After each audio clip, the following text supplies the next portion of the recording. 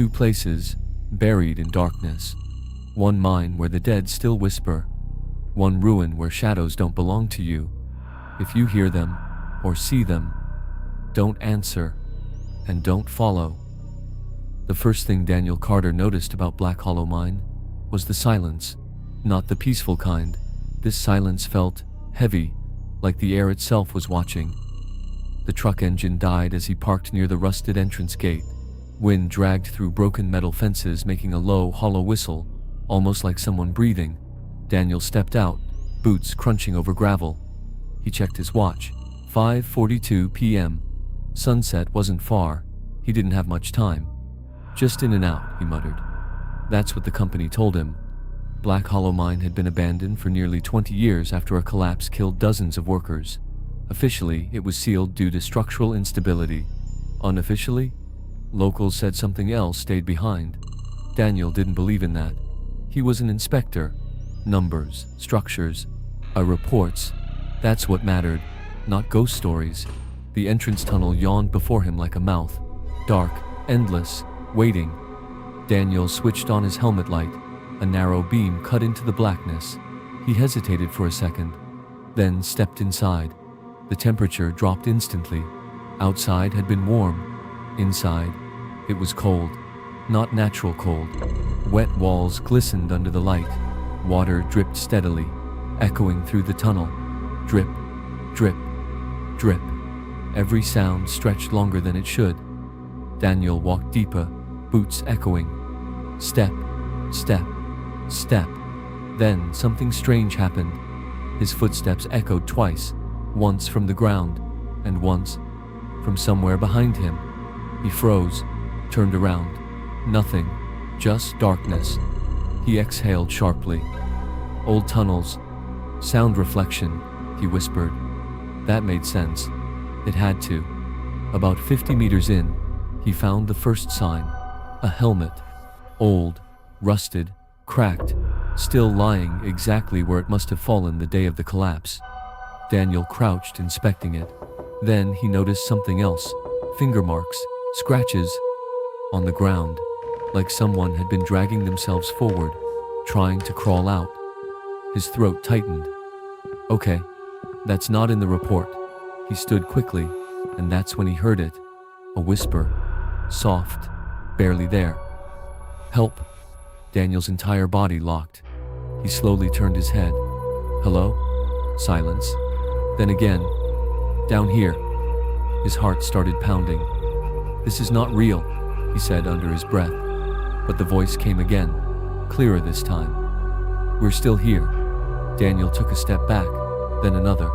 The tunnel behind him suddenly felt much farther than before. Too far. Like it had stretched. Just acoustics, he said again, louder this time.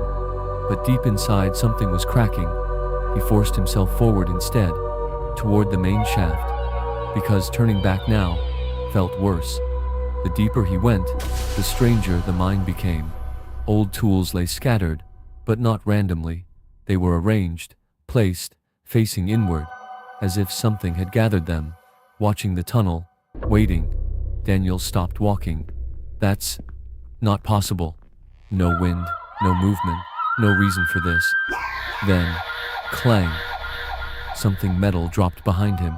He spun around instantly. Nothing, but his light flickered, just for a second. And in that second, he thought he saw someone standing there. A figure. Thin, still, head slightly tilted, watching him. The light stabilized. Nothing was there. But Daniel's breathing had changed now. Faster, uneven. He reached the main shaft entrance. A massive vertical drop. Rusted cables hung loose. Broken elevator platform halfway down. Darkness swallowed everything below. Daniel leaned forward slightly, shining his light down. The beam disappeared before hitting anything. Too deep. Way too deep. Then, from below, voices. Not one. Many. Whispers layered over each other. Come down. We're waiting. Don't leave. Daniel staggered back. No. No. No. But the voices grew louder. Closer. Not echoing anymore. Moving. Climbing. Suddenly, a hand grabbed his ankle, ice cold. Daniel screamed and kicked hard. The grip vanished instantly. He fell backwards, scrambling away. His flashlight beam shook wildly across the walls, and for a split second, he saw them. Figures, dozens of them, pressed into the walls, like they were part of the rock, faces stretched, eyes hollow, mouths open, whispering. Then, everything went dark. His light died, complete silence. Then, right next to his ear, a voice, clear, cold. "You heard us." Daniel froze. He didn't move, didn't breathe. The voice whispered again. "Now you stay." Somewhere deep in the mine, something shifted, and it wasn't the rocks. Daniel did not remember standing up. 1 second he had been on the cold stone floor, his dead flashlight in one trembling hand, the voice still breathing against his ear. The next second he was moving, running, blind. His shoulders slammed against rough rock. Pain shot down his arm. He stumbled, nearly fell, then caught himself against the tunnel wall. Somewhere ahead, somewhere behind, somewhere inside the mine, whispers poured through the dark like water through cracks. Not words at first, just wet, breathless sounds. Then they started to separate, to form voices, human voices, men, women, old, young, some crying, some laughing, some begging, some calling his name. "Daniel, Daniel Carter, don't run. We know the way out." He pressed his back to the wall and sucked in air that tasted of rust and damp earth. His fingers shook so badly he almost dropped the flashlight. He smacked it hard against his palm. Once, twice, nothing. The darkness around him was total. Not ordinary dark, not the kind your eyes eventually adjusted to. This darkness felt thick, alive. It pushed against his face and filled his mouth and nose every time he breathed. Then, without warning, the flashlight flickered back on. A weak yellow beam cut through the black. Daniel almost cried from relief. The tunnel ahead was empty. The tunnel behind him was empty. Wet stone, rusted support beams, mud, a narrow set of tracks half buried in dust. Nothing else. No hands in the walls, no hollow-eyed figures, no bodies. His own ragged breathing echoed back at him. "You're losing it," he whispered. "You hit your head. Bad air, stress." "What, that's all?" The mine answered with a whisper from somewhere deep below. "That's not all." Daniel jerked the light around. No one. But now there was something else in the tunnel that hadn't been there before. Footprints, wet footprints, bare human feet. They began a few feet in front of him, as if someone had stepped straight out of the rock and continued deeper into the mine. Daniel stared at them, unable to blink. They were fresh. Water still glistened in them. One print was smaller than the others, maybe a child's or a very small adult's. He backed away slowly, his boots slipping in wet mud. The whisper came again, softer this time, almost gentle. "Follow." "No." "Follow." "No," he shouted now, his voice cracking against the tunnel walls. The mine did not like that. A deep groan rolled through the rock overhead. Dust rained from the ceiling. The rusted beams creaked as though something enormous had shifted in the dark below. Daniel ducked, throwing an arm over his head. Pebbles bounced off his helmet. Somewhere close, something metal screamed against stone. Then, the groaning stopped. Silence. The kind that arrives after something has listened and decided to wait. Daniel looked back the way he had come. He should have seen the entrance tunnel, or at least the wider passage leading toward it. Instead, the tunnel behind him ended in a wall of collapsed rock. Fresh collapse. Jagged stone and broken timber blocked the entire passage. Daniel's mouth fell open. No, that wasn't there. He rushed to it and began clawing at the stones. Sharp edges tore the skin from his fingers. He yanked at a broken plank until it snapped in his hand. Dust filled his lungs, forcing him into a coughing fit. The passage was sealed, completely. His breath came faster now, almost panicked. There had to be another route. Emergency shaft, maintenance line, old rail exit, anything. He forced himself to think. The map. He dropped his bag to the ground and tore it open. Papers, batteries, rope, a canteen, a measuring device. Finally, his folded survey map. He opened it beneath the weak flashlight beam. Black Hollow Mine had once connected to an older network of tunnels abandoned long before the final collapse. Somewhere ahead, there was a secondary lift chamber. Beyond that, an angled rail route that curved upward toward a ventilation shaft near the eastern ridge. If the map was still accurate, that route could take him out. If. Daniel swallowed hard and packed the map away. Then, he looked again at the wet footprints leading deeper underground. They were the only movement in the tunnel, the only direction left. He followed them. The air changed as he moved lower. It became warmer, but not comforting. It was the warmth of breath trapped underground for too long. The walls sweated dark moisture. His light caught old warning signs nailed crookedly into beams. Shaft 3. Unstable floor, authorized personnel only. Most of the letters were faded, but one message had been scratched beneath them in frantic, uneven strokes. Don't listen to them. Daniel stared at it for a long moment. Too late, he muttered. As if in response, whispering laughter drifted through the tunnel. This time it came from everywhere, from the walls, the floor, the ceiling, inside his own helmet. He ripped the helmet off, gasping. The whispers did not stop. They only became clearer. They buried us.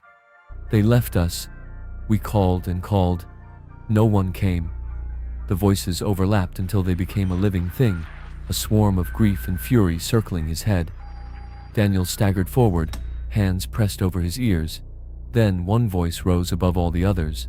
A single man's voice, hoarse, close, calm. You should not answer them. Daniel spun and found a man standing at the edge of the light. A miner. At least, that was what he looked like at first. He wore an old hard hat with a cracked lamp. His uniform was blackened with coal dust, torn at the sleeves. One side of his face was crushed inward, as though rock had fallen on it years ago. Dark blood had dried from his left ear to his collar. His right eye stared steadily at Daniel. The left eye was gone.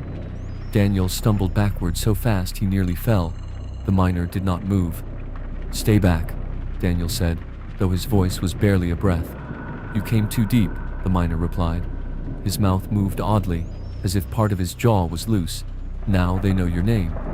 Daniel's whole body turned cold. What are you? The miner seemed to think about that. Then he said, I was Samuel. A memory stirred in Daniel's mind. The old records he had skimmed before taking the job. Victim lists, accident reports. Samuel Dlamini, shift foreman, missing, presumed dead. Daniel stared at him. You're dead. Samuel's ruined face twitched with something like tired amusement. Yes. The whispers hissed angrily around them, like insects driven back by smoke. Samuel looked past Daniel into the dark behind him. They are waking. Who? Samuel's gaze returned to him. The ones who were trapped deepest, the ones who did not die quickly. Daniel felt nausea rise in his throat. I'm hallucinating. You can believe that if it helps you walk. Samuel turned and began moving down the tunnel. Daniel stayed where he was. Wait. Samuel stopped without looking back. You want to live, don't stop. Daniel hesitated only a second before following him. The tunnel narrowed, then opened into a vast chamber supported by towering beams and split by rusted rail lines. Daniel's light swept across broken carts, collapsed scaffolding, and old machinery frozen in place beneath curtains of mineral growth. At the far side of the chamber stood an elevator cage hanging crooked over a dark drop, the secondary lift chamber. For one blessed second, Daniel felt hope. Then his light passed over the walls, messages, hundreds of them, written in coal, blood, scratches, fingernails, anything the trapped workers must have had. Help us, can't breathe. We hear them in the dark. Don't sleep, they speak with our voices. Mama, forgive me, it is not the rock. Daniel approached slowly, unable to tear his eyes away. One message had been written over and over until the wall itself was gouged raw. Don't answer when they whisper back. He stepped away, shaking. Samuel stood near the elevator shaft, staring down into it. They called for rescue for 2 days, Samuel said. The radios worked at first, then the voices came through the static. Daniel forced himself to speak. Voices of the dead? Samuel looked at him. No, the voices of the dying, repeating from places they should not have reached. The elevator cables groaned overhead. Daniel pointed his weak flashlight down the shaft. Far below, in the dark, tiny lights flickered on. Helmet lamps, dozens of them, one by one, as if workers were gathering at the bottom and looking up. Daniel took an involuntary step back. No. The lights began to move, not climbing, floating, rising together in the dark with impossible smoothness. The whispers returned instantly, louder than before, full of hunger now. Daniel, come down. We found your way out. It's below. His legs nearly gave out. Samuel grabbed his shoulder. His hand was freezing. Do not look into their faces, he said. Too late. One of the lights rose high enough for Daniel to see the figure carrying it. A miner, out hanging in midair above the shaft. His neck bent at the wrong angle. His mouth hung open far too wide, stretching almost to his ears. Black dust poured constantly from the hole where his throat should have been. His lamp burned inside that ruined mouth like a lantern in a cave. Then more rose beside him. Broken men, flattened women, workers with shattered helmets fused into their skulls, faces torn open by rock, hands worn to bone from clawing stone. Their lamps glowed through cracks in their bodies like trapped fire. Every one of them was smiling. Daniel screamed. The dead surged upward. Samuel shoved him back hard. Run! Daniel ran. Behind him came the screech of metal and the thunder of many hands striking the elevator cage at once. He tore across the chamber, slipping on loose gravel, iron knocking into old carts and splintered beams. The flashlight beam whipped wildly through the dark. To the right, a tunnel mouth marked by an old rail sign. East Vent. The escape route. Daniel lunged toward it. Something grabbed his backpack. He spun, thinking it was one of the dead, but it was only a hook hanging from a chain tangled in the straps. He tore free, leaving the bag behind, and sprinted into the tunnel just as a flood of whispers exploded from the chamber behind him. The air in the vent tunnel was thinner, sharper. The passage sloped upward. Rails curved beneath his feet. Old wooden ties cracked as he ran. Somewhere behind him, many footsteps followed. Not echoing. Real, or real enough. He dared one glance over his shoulder. Lights bobbed in the dark. Helmet lamps, coming fast. Daniel pushed harder, lungs burning, eye chest on fire. Then the tunnel bent sharply left, and he almost collided with a steel door hanging open on one hinge. Beyond it was a small maintenance room. He threw himself inside and slammed the door shut. There was no lock, only a bent iron bar on the floor. He jammed it through the handles and stumbled back, panting. Outside, the footsteps stopped.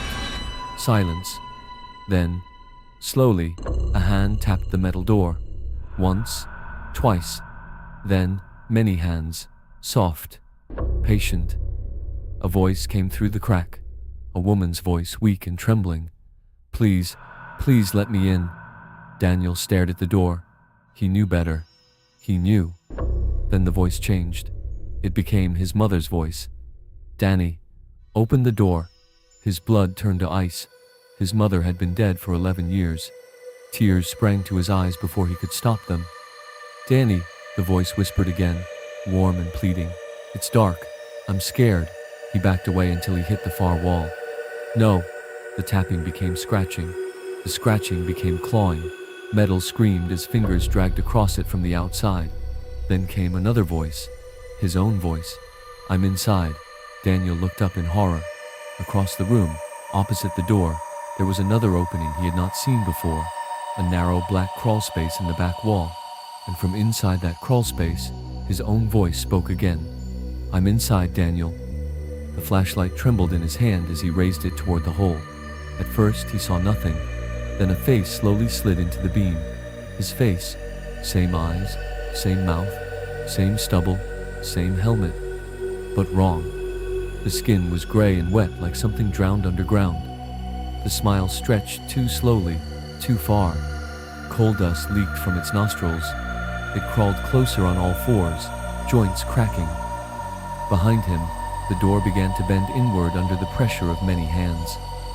In front of him, his other self whispered through a grin that widened beyond human shape. "We heard you." Daniel couldn't move. The thing wearing his face crawled closer, dragging itself across the stone like it had learned how to move by watching him, but never quite got it right. Its elbows bent too far, its fingers stretched too long, and its smile, it didn't stop.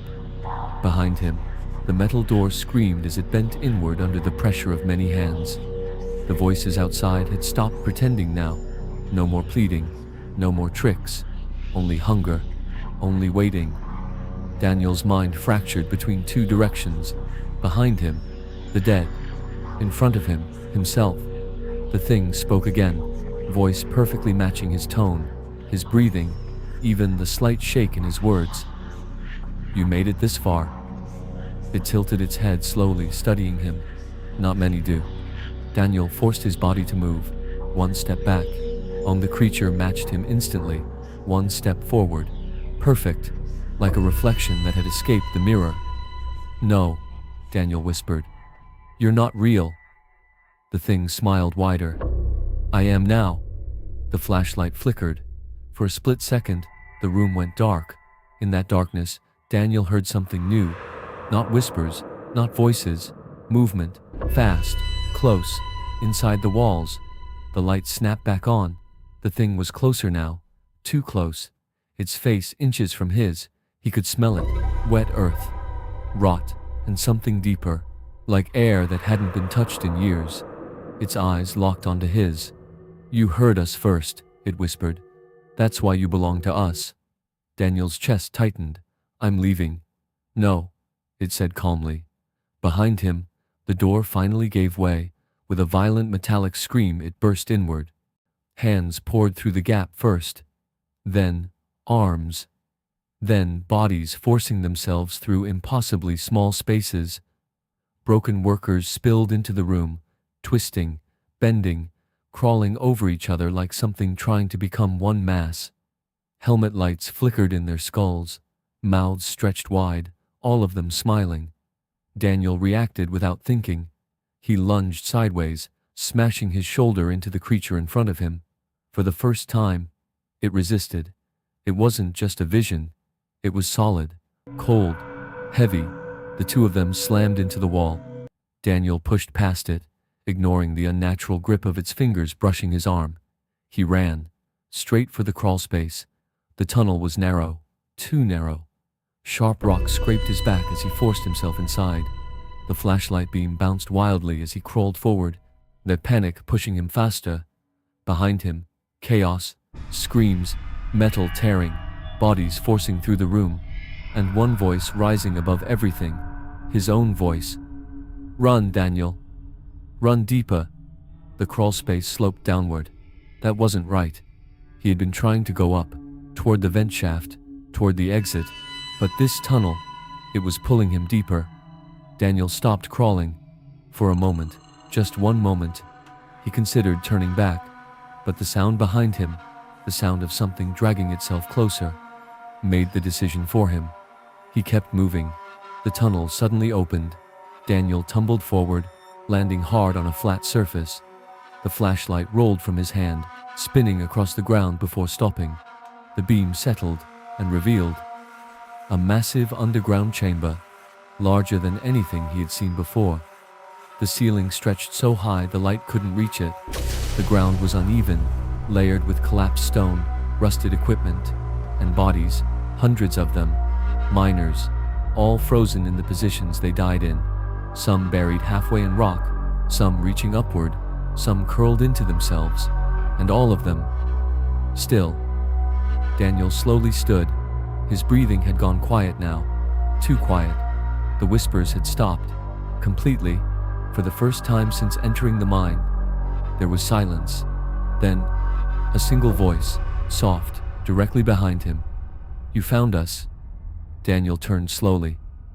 Samuel stood there, the same broken face, the same missing eye. But something had changed. He wasn't alone anymore. Figures stood behind him, rows of them, endless, filling the darkness, watching. This is where it started, Samuel said. Daniel's throat felt dry. The collapse? Samuel shook his head slowly. No, he pointed downward, at the ground beneath them. They broke into something.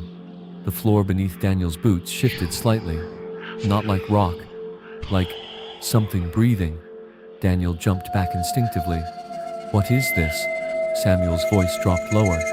Not a mine. The figures behind him moved slightly, not walking, not stepping, just adjusting, like shadows shifting when you're not looking directly at them. This place, Samuel continued, was never empty. Daniel shook his head violently. No, this is gas. Hallucinations. I'm not. You heard us. The words hit him like a blow. The same words from before. The same voice. But now, it wasn't just Samuel speaking. All of them were. Every mouth, every broken face, moving together, speaking together. The ground pulsed again, stronger this time. Daniel stumbled, and then he saw it. The cracks, thin lines spreading across the chamber floor. Not random, forming shapes, patterns, like veins, or like something trying to push through. They used our voices first, Samuel said quietly, to call for help. The cracks widened. Darkness moved beneath them, alive, watching. Then it learned. Daniel's heart pounded. No, it learned how to sound like us. The thing wearing Daniel's face crawled into the chamber behind him. It moved slowly now. No rush, no fear. It knew there was nowhere left to go. The cracks in the ground began to open, wider, deeper, and from inside, whispers returned. But now, they weren't human. Daniel backed away until he hit something. A wall. No, not a wall. Bodies, stacked, fused into stone, faces half-formed, mouths open, still whispering. You can still leave, Samuel said. Daniel looked up. Hope. For one brief second. Where? Samuel pointed behind him, a narrow vertical shaft, barely visible, faint light far above. Daniel didn't think. He ran, climbing over broken stone, slipping on dust, scrambling toward the shaft. The light above. It was real. It had to be. He reached the base, started climbing, using rusted metal rungs embedded into the rock. Up, up, up. His muscles burned, his lungs screamed, but the light grew closer, brighter. Below him, the chamber moved. The ground split open fully now. Something massive shifted beneath the surface, not rising fast, but certain. The voices changed again. Now they were laughing, not mocking, not human. Something deeper, something older. Daniel climbed faster. The light above was close now, just a few more meters. Fresh air, freedom. Then, a hand grabbed his ankle, cold, familiar. Daniel looked down.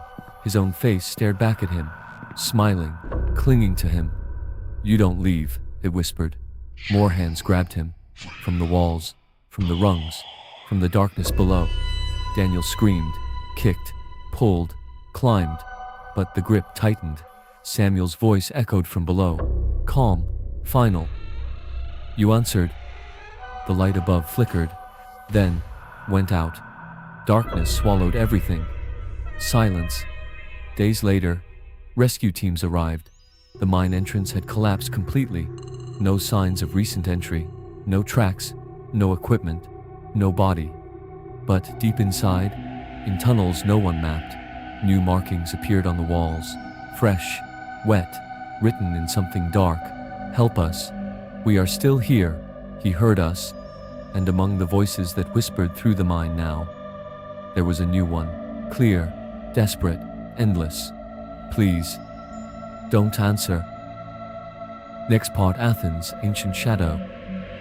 Alex stood still, breathing, slow, controlled, too controlled. Something inside him had changed, not loudly, not violently, but completely. The room was quiet again. The carvings were still, the shadows normal. Everything looked safe, but Alex knew it wasn't. He lifted his hand again, paused, watched carefully. His shadow followed. 1 second late, His heart didn't race anymore, didn't panic, didn't react. That scared him more than anything else. "Move," he whispered to himself. His legs obeyed.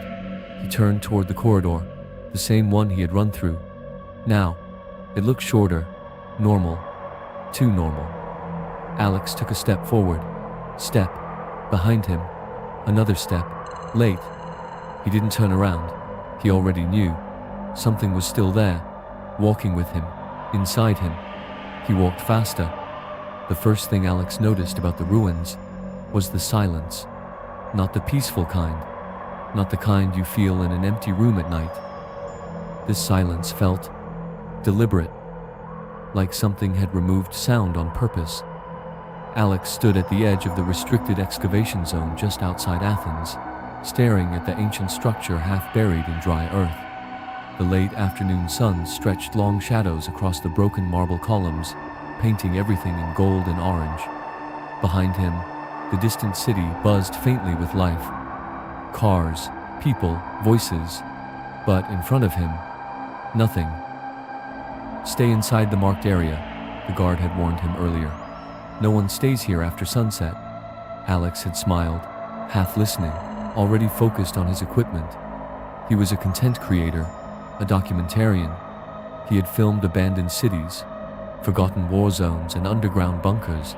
This was supposed to be easy. He stepped over the low boundary rope. The moment his boot touched the ancient stone, something shifted. The wind behind him kept blowing, but inside the ruins, the air stopped. Alex paused. His instincts told him something wasn't right, but curiosity pushed him forward. It always did. He raised his camera. "Day 1, he said into the mic. "Athens excavation site. Locals report unusual shadow activity, especially near the deeper ruins." He stopped mid-sentence. His shadow was wrong. At first, he thought it was just the angle of the sun, but then he noticed his body was still, but his shadow was slightly ahead of him. Alex slowly raised his hand. His shadow didn't. His chest tightened. "Okay." He lowered his hand again. On this time, the shadow copied him perfectly. He let out a nervous laugh. "Lighting trick," he muttered. But deep inside, something didn't agree. He moved deeper into the ruins. Columns grew taller, structures more intact, the ground uneven with fragments of ancient stone and broken carvings. Every step echoed softly, then stopped echoing. He noticed it after a few seconds. His footsteps made no sound anymore. Alex stopped walking, listened. Nothing. Not even his own breathing sounded right. He inhaled sharply. The sound felt distant, like it wasn't coming from him. That's when he saw the carvings. The walls ahead were covered in ancient figures, humans, warriors, priests, all standing upright, facing forward, perfectly preserved despite the age. But something about them felt wrong. Alex stepped closer, raising his camera. The details were incredible, expressions carved with unnatural precision, eyes hollow, faces emotionless. Then he noticed the shadows. Each figure had one, carved behind them, deep into the stone, too deep. Alex leaned in. Why carve shadows like this? The shadows weren't attached. They stood slightly apart from the figures, like separate beings. His stomach tightened. Then, his camera screen flickered. Just once. He looked down at it. The footage replayed for a split second, and in that frame, he saw something. A figure behind him. Alex turned instantly. Nothing. The ruins stood empty, still, silent. His heart began to beat faster. Okay, I'm not staying here too long. But his body didn't move back. Instead, he looked ahead.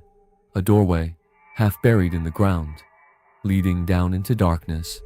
Something about it felt important. Without thinking, Alex stepped toward it. The moment he crossed the threshold, the temperature dropped. His breath became visible. He turned on his flashlight. The beam cut through the darkness, revealing a narrow stone corridor. The walls were covered in carvings, more figures, closer together this time, packed tightly, and behind each one, A shadow. Alex moved slowly, the beam of his flashlight gliding across the walls. That's when he noticed it. The shadows were moving, not fast, not obvious, but enough. They shifted, slightly, out of sync with the carved bodies. Alex froze. No. He stepped closer. His light focused on one figure, a man carved into stone, still, expressionless, but the shadow behind it turned its head. As Alex stumbled back, his breath quickened. This isn't real.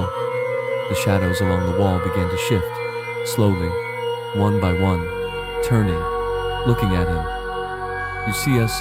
The whisper came from nowhere, and everywhere. Alex turned in a full circle. Nope, nope, I'm done. He ran back toward the entrance, but it wasn't there. The doorway had vanished, replaced by solid stone. Alex slammed his hand against it. No, no, no, this wasn't here. The wall didn't move, didn't crack, didn't react. His breathing became sharp, uneven. This is a trick. This is in my head. Then, another whisper, closer this time. You crossed.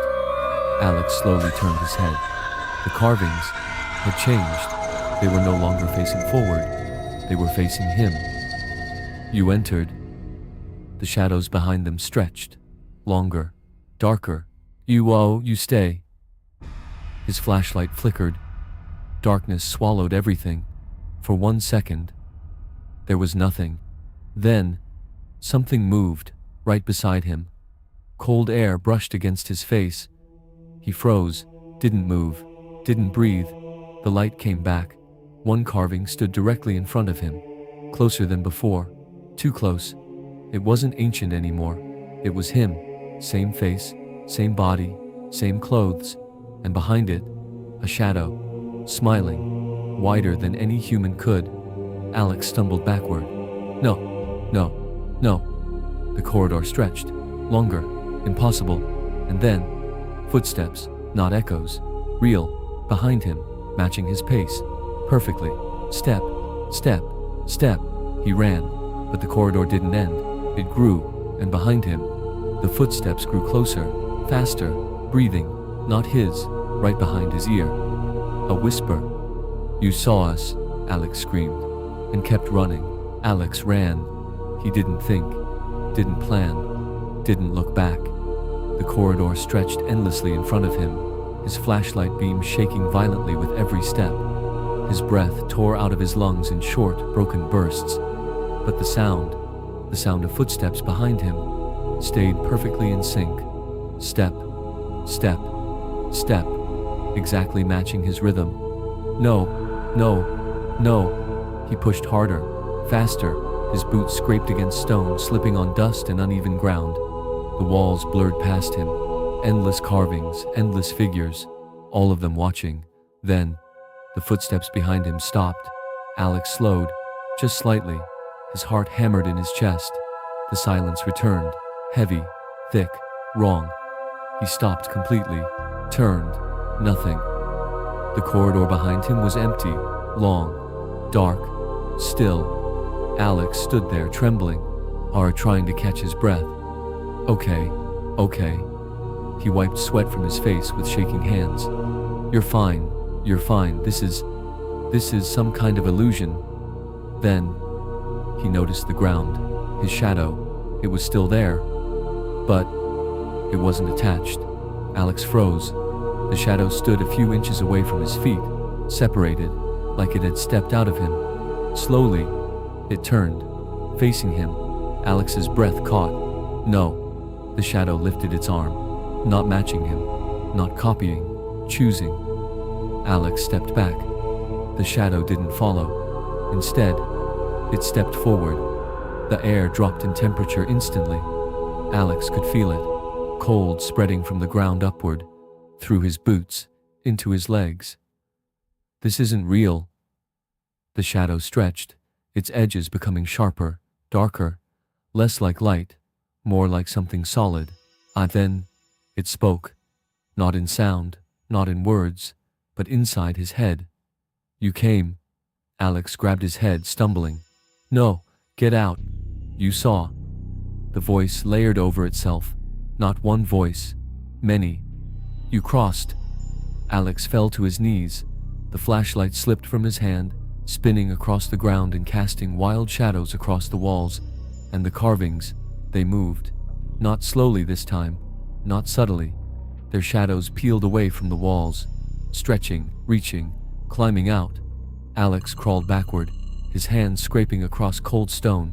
No, no, no, no.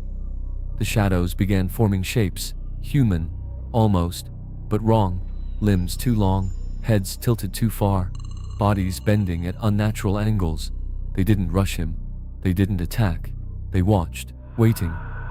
Alex scrambled to his feet and grabbed the flashlight. He turned and ran again.